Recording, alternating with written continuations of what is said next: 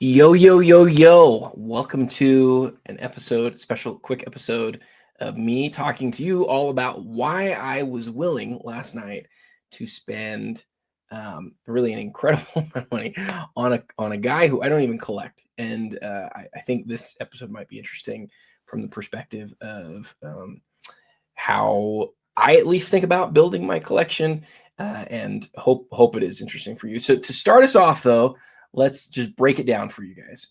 The card in question was this one. I don't love that view.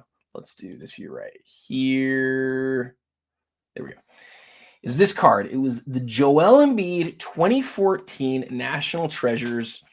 This is Logoman RPA. This is a card that was flashed into the auction late. Was shocking to me that it was flashed in late, because I think a lot of people would tell you this is the best Joel Embiid card on the planet. When I saw it, my first thought was, Adam, don't talk about that thing with anybody. Just go buy it. It sat at $8,000 going into the last day. I spoke to several people about it in terms of what I thought it was going to sell for. I believed it would sell for over six figures.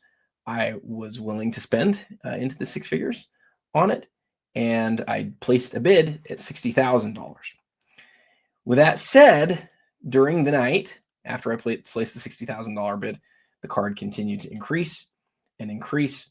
It went over six figures. It went all the way to $150,000, and I did not win this card.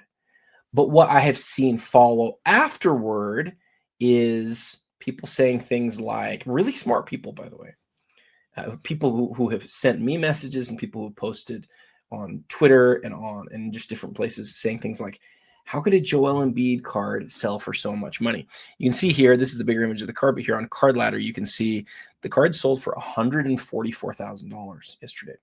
And you can see here this is the sorting of all the highest Joel Embiid cards ever, that it is nearly triple the next highest Joel Embiid card, individual solo and Joel Embiid card, which is this gold prism, which sold back in 2021 for $50,000.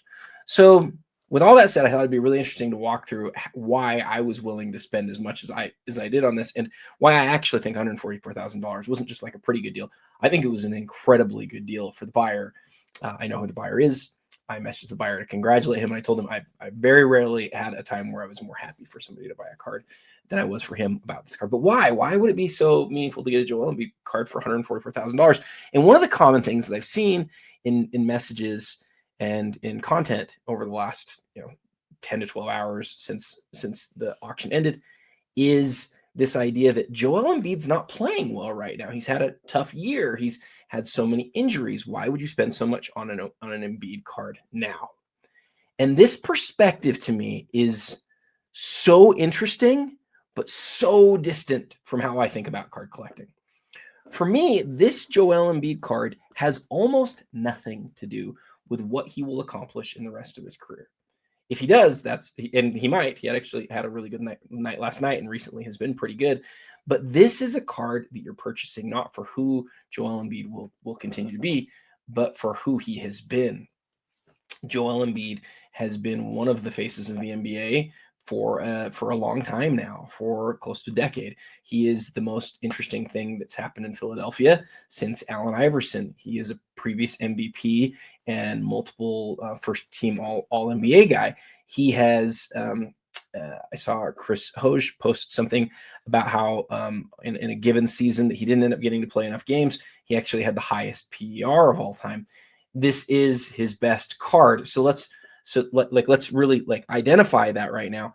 This is a guy who has had a likely Hall of Fame career, is culturally understood, has a nickname like The Process, and is beloved in the city, and has been a big part of the NBA history. The card's inscribed with the jersey number 21, which he doesn't normally sign, and it is the parallel of his best card in NT. Now, you'd still say, well, okay, but Adam, it's $144,000. But think about this for a second, okay? This is, Joel Embiid, $144,000.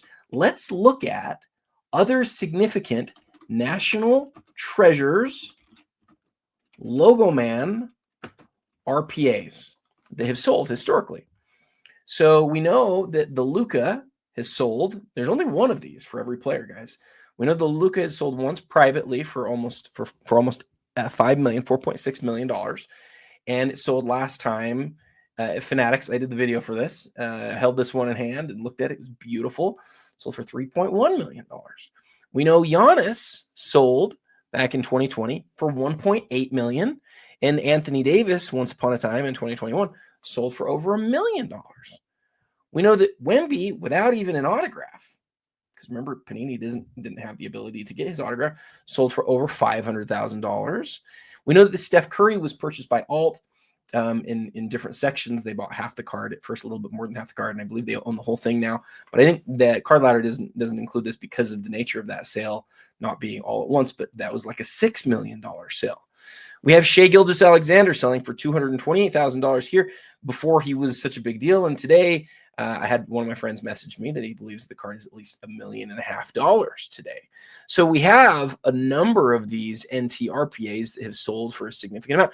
This LaMelo Ball last year, not in the beginning, but last year sold for $176,000.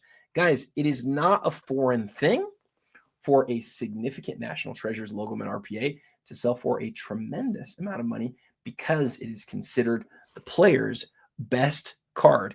And so as you look at this Joel Embiid, what I'd like you to think about is this. If Anthony Edwards was to sell today, he would sell for 7 figures. If Luka was to sell today, he would sell for 7 figures. If Shai was to sell today, he would sell for 7 figures. If Steph was to sell today, he might sell for 8 figures. And in all of that, yesterday Joel Embiid sold his biggest card. Compared to all of those numbers, with what Joel has done to date, does it really shock you that it sold for $144,000? Like, there are prospects that would sell for that today. What I mean, and it's not just for some reason we're just seeing basketball here, but like the Mahomes, what's Mahomes' best card? Why doesn't that come up in this? It should. Mahomes. It includes the word shield. That's right, rather than logo man. This is the same thing. Mahomes' best thing like this, $4.3 million. This is the highest level parallel of the best rookie card. That's what it is. And that's what this Joel Embiid is. And so $144,000 for a card like that, to me, guys, I just view it as really an incredible purchase.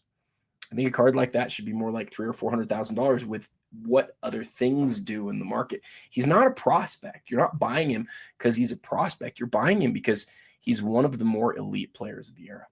So with all that said, congrats to the individual who won it. I don't think that this is crazy high. I think there are things out there that make no sense to me, but this is like literally, this might be the single best Philadelphia 76er card since the mid-90s for Allen Iverson. And again, congrats to the buyer. And no, I do not think it's crazy.